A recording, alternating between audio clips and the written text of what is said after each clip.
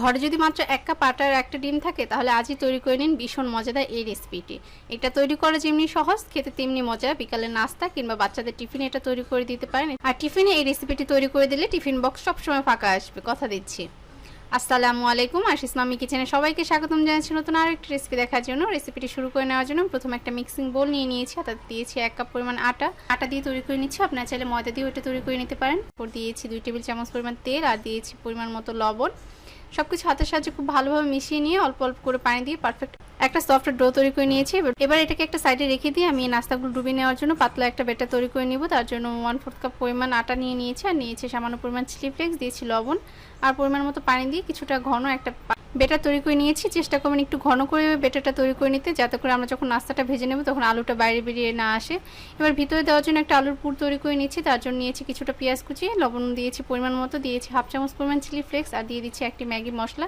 এবার এই সব কিছু একত্রে খুব ভালোভাবে মিশিয়ে নিচ্ছি। মিশিয়ে নেওয়া হয়ে গেলে এটাকে একটা সাইডে রেখে আগে থেকে যে ডোটা তৈরি করে নিয়েছিলাম তা থেকে আমি 2টা লেচি কেটে নিয়েছি। একটা লেচি নিয়ে নিয়েছি, এটা দিয়ে আমি একটা পাতলা করে বড় সাইজের রুটি তৈরি করে নিব। এর জন্য উপরে কিছু আটা ছড়িয়ে দিয়ে আমি কিছুটা বড় করে একটা পাতলা রুটি তৈরি করে নিয়েছি। আর রুটিটা একদম কাগজের মতো পাতলা হবে না। এরপর এর মাঝে দিয়ে দিচ্ছি 1 প্যাকেট টমেটো সস। এবার একটা চামচের সাহায্যে আমি রুটির গায়ে সসটা মাখিয়ে নিচ্ছি। মাখিয়ে নেওয়া হয়ে গেলে এর উপরে আমি একটা গ্রেটারের সাহায্যে একটা ডিম গ্রেট করে দিব। আর সম্পূর্ণ ডিমটা আমি একবারে দিব না, আমি এইখানে অর্ধেকটা ডিম দিচ্ছি। এরপর দিয়ে দিচ্ছি আগে থেকে যে পুরটা তৈরি করে রেখেছিলাম আলুর, সেটা দিয়ে দিচ্ছি, চামচের সাহায্যে ছড়িয়ে দিচ্ছি। আলুর পুরটা দেওয়া হয়ে গেলে আমি যে অর্ধেকটা ডিম রেখেছিলাম সেটা এই আলুর উপরে আবারও গ্রেটারের সাহায্যে গ্রেট করে দিচ্ছি। এরপর দিয়ে দিচ্ছি সামান্য পরিমাণ টমেটো সস। এবার আগে থেকে একটা বড় রুটি তৈরি করে রেখেছিলাম, সেই রুটিটা এর উপরে চাপা দিয়ে আমি যে পুরটা দিয়েছিলাম সেটাকে ঢেকে দিচ্ছি। এবার একটা ছুরির সাহায্যে চারপাশে যে এবড়ো থেবড়ো অংশগুলো আছে সেগুলো কেটে আমি এটাকে 4 কোণা একটা রুটি তৈরি করে নিচ্ছি।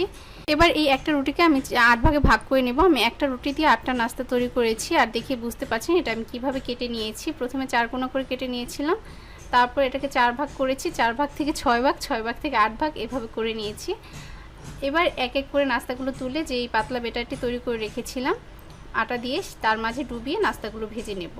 আর আমি যখন প্রথমে পাতলা যে ব্যাটারটি তৈরি করেছিলাম এটা একটু পাতলা হয়ে গেছিলো, এরপরে আমি এর মাঝে আরও কিছুটা পরিমাণ আটা অ্যাড করে এর ব্যাটারটা একটু ঘন করে নিয়েছি। এতে করে যখন আমি নাস্তাগুলো ভেজে নিয়েছি তখন আলুর যে পুরটা দিয়েছিলাম সেটা বাইরে বেরিয়ে আসেনি। এবার এক এক করে আমি নাস্তাগুলো এর মাঝে ছেড়ে দিচ্ছি। চুলা আঁচটা মিডিয়ামে রেখে আমি নাস্তাগুলো ভেজে নেব, এতে করে এই রেসিপিটা অনেক বেশি ক্রিস্পি হবে এবং কালারটাও খুব সুন্দর আসবে।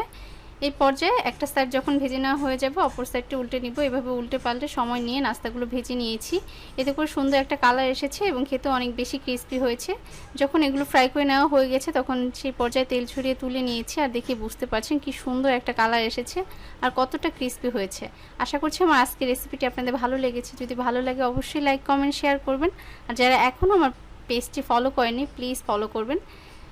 সবাই ভালো থাকবেন, আমার এবং আমার পরিবারের জন্য দোয়া করবেন। আল্লাহ হাফেজ।